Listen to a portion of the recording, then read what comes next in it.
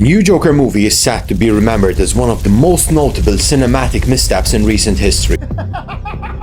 While the original film was celebrated as an Oscar-winning masterpiece, the sequel has earned a reputation as one of the most tedious and unnecessary films of the year. I was wondering if you could ask the doctor to increase my medication. Although many sequels have disappointed audiences over years, few have had the unique ability to frustrate fans of the original as this one has. Initially, the decision to create a sequel to the first Joker film seemed questionable. As more information surfaced about the new project, it became increasingly confusing and worrisome. Most fans did not expect the filmmakers to misfire this badly. Alarmingly, almost every element that resonated with viewers in the first movie has been stripped away in its sequel. It begs the question, how did they manage to derail this film so spectacularly, and where did it all go wrong? In previous videos, we highlighted the brilliance of the original Joker, which was infused with powerful societal themes and deep commentary. Given the film's ability to touch audiences worldwide, anticipation for a sequel was natural. The first Joker engaged viewers with its exploration of mental health, societal neglect, and the human experience. However, skepticism loomed about the sequel. Following in the footsteps of Heath Ledger's iconic portrayal, a performance so haunting it will be remembered for generations, was no small feat. Yet, Joaquin Phoenix's approach, coupled with the film's gritty atmosphere, had captivated audiences, establishing it as one of the decade's standout films. Critics, however, were not so kind. Initial reactions were mixed, with concerns that the film could incite unrest among disenfranchised youth. Many feared it might lead to real-world violence, leading to intense scrutiny from the media. Yet, when the anticipated chaos failed to materialize and audiences continued to embrace the film, Hollywood's narrative shifted. Happy, I wrote a new letter. Come on, The Joker won 2 Oscars, showcasing the disconnect between critical reception and audience appreciation. Joaquin Phoenix Joker. While it may have been challenging for critics to fully grasp its depth, Joker delved into themes that may have become increasingly rare in contemporary cinema. One of the film's most significant appeals lies in its unflinching portrayal of mental illness. Many films attempt to address this complex subject, yet few capture its essence with the same raw honesty that Joker delivers on. Instead of depicting mental health issues in isolation, as if they exist in their own separate realm, this film takes a much more profound approach. It intricately explores the relationship between mental illness and the society that contributes to its development. I love this job. Arthur, I need to know why you brought a gun into a kid's hospital. The film's exploration of these themes is expertly enhanced by Joaquin Phoenix's performance. It is evident how dedicated he was to embodying the character of Arthur Fleck, and his commitment is palpable throughout the movie. I feel a lot better now. His physicality, characterized by sudden, erratic movements, contrasting with moments of painful laughter, added a layer of authenticity that brought Arthur to life in such a visceral manner. She always tells me to smile and put on a happy face. She says I was put here to spread joy and laughter. Phoenix's transformation for the role, including his significant weight loss, further underscores the emotional turmoil the character endures. There was also lettuce and steamed asparagus with vinegar. The film's atmosphere and set design play a crucial role in its storytelling, reminiscent of Taxi Driver in several ways beyond mere plot similarities. The portrayal of a grim, unforgiving city on the brink of chaos has only grown more relevant over time. Joker captured the zeitgeist, tackling issues that many other films gloss over, making it the second most profitable R-rated movie of all time, until it was recently dethroned. Its story resonated deeply with millions across the globe, presenting an open-ended narrative that left room for exploration in a potential sequence.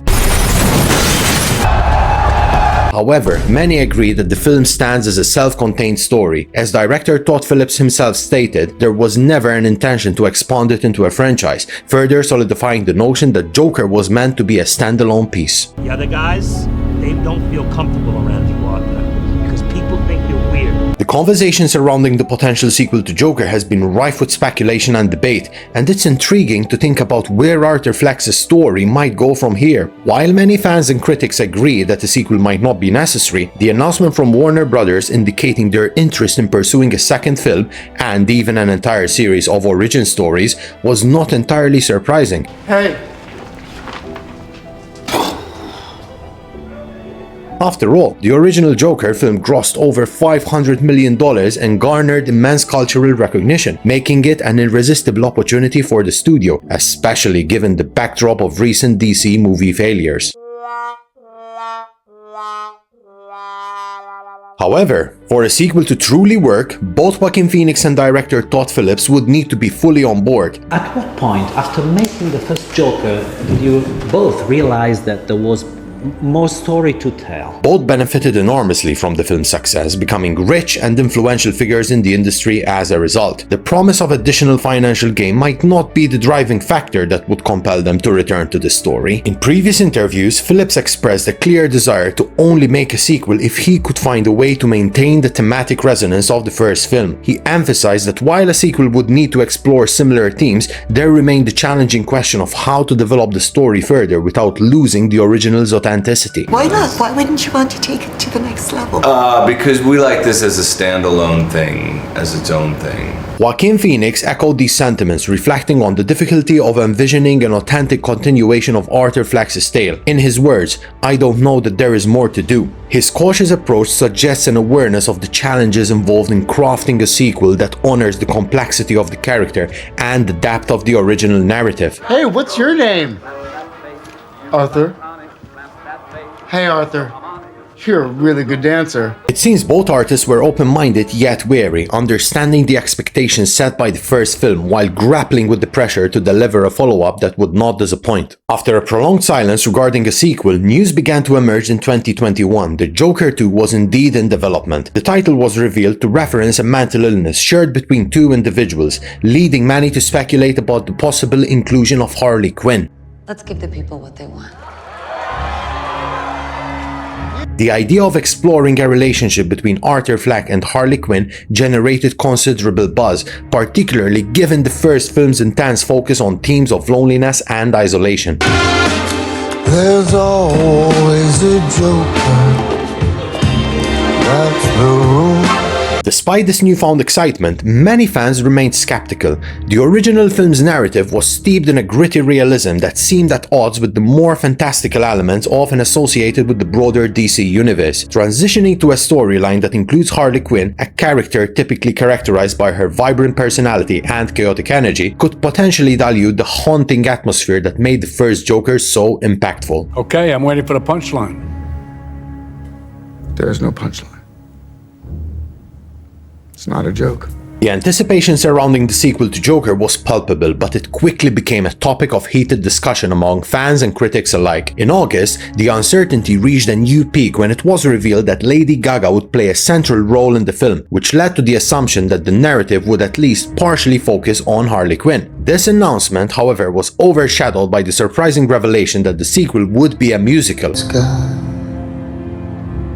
When our love was new and our hearts were high. While the original Joker film had elements of performance, particularly highlighted by the iconic dance scene that captured public's attention for weeks, the decision to transform the sequel into a full-blown musical seemed like a risky move. Many wondered about the potential audience overlap, given that Joker had appealed primarily to those drawn to darker, more serious themes. Even leading up to the release, there was a palpable uncertainty from Warner Brothers about how to market the film as a musical. I don't love musicals. Lady Gaga herself, in an interview just prior to the film's screening, expressed skepticism, saying, I wouldn't necessarily say that this is actually a musical. She noted that the approach to music in the film was nuanced and served as a means for characters to express their inner thoughts and emotions, rather than defining the film's structure. Director Todd Phillips echoed this sentiment, suggesting that while music and songs would play integral roles, the film should not be pigeonholed into the musical genre. As trailers began to roll out, some fans found solace in the cinematography and the film's aesthetic, which appeared to remain consistent with the haunting visual style of the first installment. I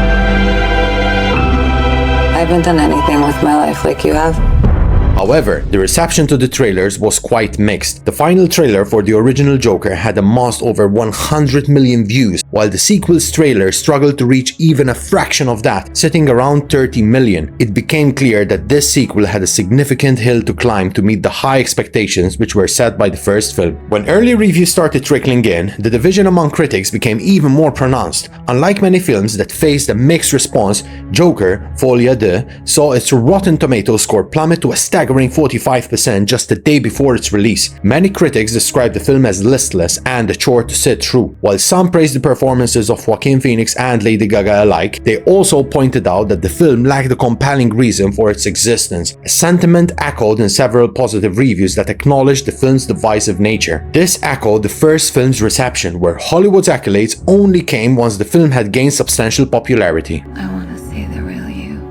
Ultimately, Joker Folie Deux struggled to maintain the momentum established by its predecessor. Instead of deepening the narrative established in the first film, it appeared to disregard much of its foundational work. The sequel attempted to distance itself from the nuanced exploration of societal issues, alienation, and mental illness that characterized the first movie, opting instead for a portrayal of the Joker as a somewhat pathetic figure devoid of the original film's complexity. This shift felt like a deliberate departure, undermining the tension and sense of impending doom that made the first film so compelling. Critics noted that the new film felt like it was spinning its wheels, failing to progress the story in any meaningful way. If some critics found the pacing tedious, general audiences found it excruciatingly slow. The musical elements, rather than enhancing the plot, often felt like they stalled it. While the film did have standout moments, such as the impressive cinematography and the captivating opening sequence, even these highlights couldn't redeem the overall lack of coherence. Lady Gaga's portrayal of Harley Quinn felt underdeveloped and underwritten, missing critical elements from the character's backstory that could have enriched her role.